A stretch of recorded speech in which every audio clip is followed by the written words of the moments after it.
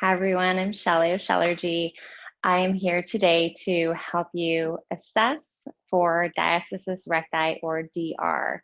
So I'll just refer to this as DR.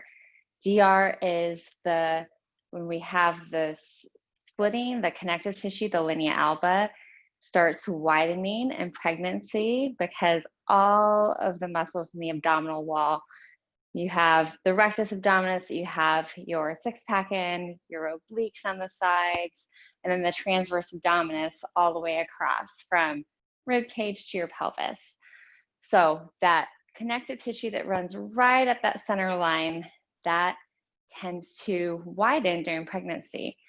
Now, what we want to do and what typically is measured to see if you have diastasis is the width. So you take your fingers and you see, okay, how far apart are the two sides of my rectus abdominis of the muscles? And that goes for all the muscles because they all connect to the linea alba. So the thing is width is not as important as tension, which is how deep do your fingers sink in? How deep can they go? That is going to give us a much better idea of where your strength is or where your weakness is in terms of your abdominal wall, in terms of being able to heal and move forward with diastasis recti if you have it. So you're going to start for assessing in the kneeling position because we want to check both kneeling as if we're upright, which is how we are a lot of the day, either sitting or standing. And then we'll check on the ground as well, laying down. Traditionally, you only check on the ground, but we want to see what's going on in all different things as we go throughout our day, what kind of tension we're holding in that space. So you're going to take your two fingers, that's your index finger and middle finger, and you're going to start at the very top of the xiphoid process. So right at the breastbone, right at the bottom of the sternum there is where you're going to start. Now you're going to leave everything completely relaxed across your belly. And I'm pregnant now, so I definitely have some belly to show, and it's a little bit harder to feel. But if you're postpartum, you can feel this a little bit better. If you're pregnant, you're going to feel what I feel, which is just a bit bigger of a belly. So starting with those two fingers, palms facing up towards your face or towards the ceiling, you're just going to measure, keeping your belly completely relaxed, and just note at the very top on a scale of 1 to 5, 5 being the hardest, what the top feels like. So for me, that feels like a 5. And then you're going to work your way down to your belly button and just kind of measure, see if it changes, see if that tension or the width changes as you go to your belly button. So once you get to your belly button, you're gonna just skip over it. So right now, I actually have really good tension, and that I actually did not get diastasis recti in my first pregnancy. This is my second. And part of that is genetics, part of it is how strong your core is before you get pregnant. So there are a lot of things that play into the development of it, the recovery of it, and bottom line is they don't actually know, they can't pinpoint exactly why diastasis recti happens and why it's worse for some women than others. But what we do know is tension is important. And tension, we want to increase tension. And if there's not enough tension, that means that your core muscles are weak. And so we just need to work on strengthening those. So we've done that assessment, just completely relax. Now I want you to kind of pull everything in and just imagine that corset as you're pulling everything in. You're not flexing per se, but it's as if you're exhaling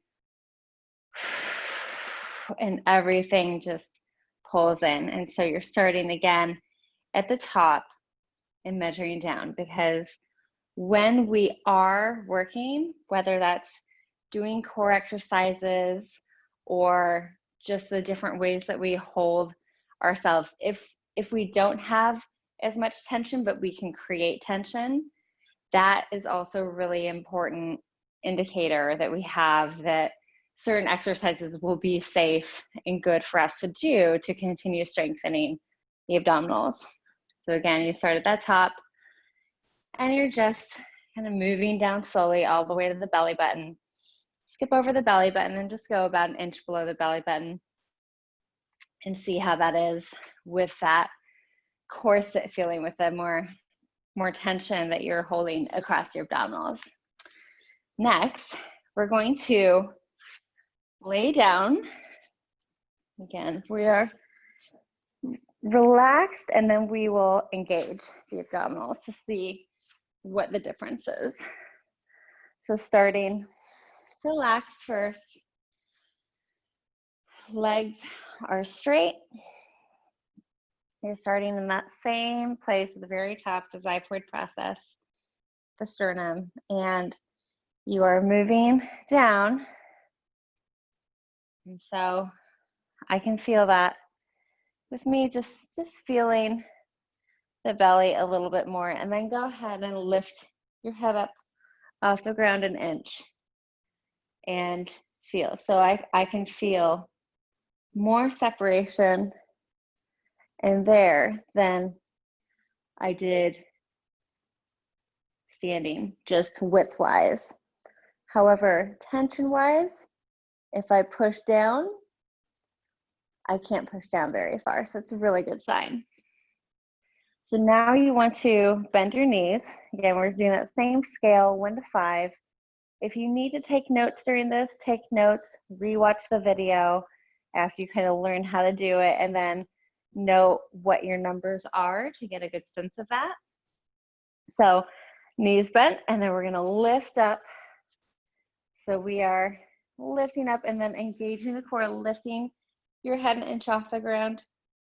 And then we're feeling again. So there I have almost no separation whatsoever, and the tension is even greater than what it was when I was relaxed.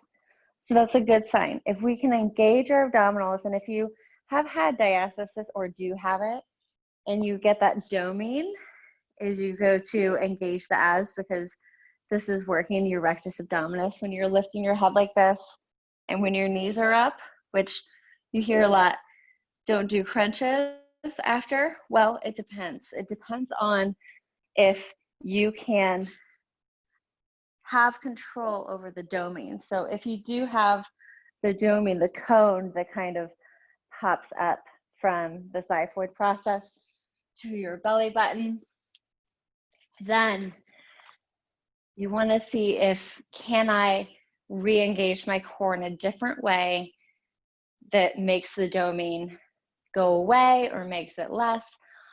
That all matters. So that's it for measuring, and then you'll learn more in my blog. Thanks. Bye-bye.